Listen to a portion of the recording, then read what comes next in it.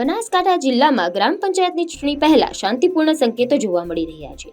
જિલ્લાની અનેક ગ્રામ પંચાયતો સમરસ બનતી જઈ રહી છે, જેમાં વડગામ તાલુકાની જોઈતા ગ્રામ પંચાયત પણ હવે સમરસ બની ગઈ છે।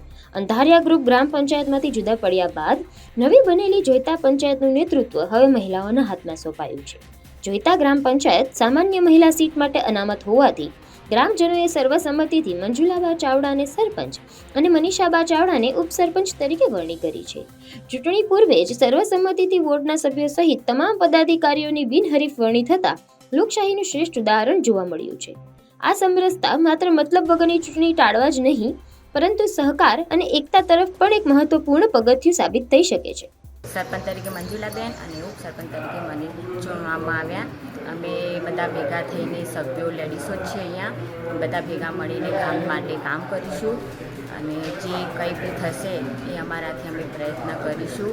ગામ માટે યોગ્ય કોઈ બી કાર્ય હશે અમે બધા ભેગા મળીને કરીશું। અમારે ગામવાળાએ અમારા પર એટલો વિશ્વાસ મૂક્યો કે ખરેખર આવા જ માણસોની જરૂર છે અને આ જ યોગ્ય છે એમ। એટલે એ રીતે અમારી ગ્રામ પંચાયત અલગ થઈ એટલે ગામજનોને અમારા પર વિશ્વાસ મૂક્યો અને અમારા ફર્સ્ટ નંબરના જ પહેલી વાર જ અમારી ગામની તો કહેવાય તો પહેલી વારની જ જે ચૂંટણી છે એમાં પણ ગ્રામજનોએ અમારા માટે એટલો વિશ્વાસ મૂકી અને અમારું બિનહરીફ અમને ચૂંટ્યા છે અને એમાં આખી બોડી પણ અમારી લેડીઝની જ છે।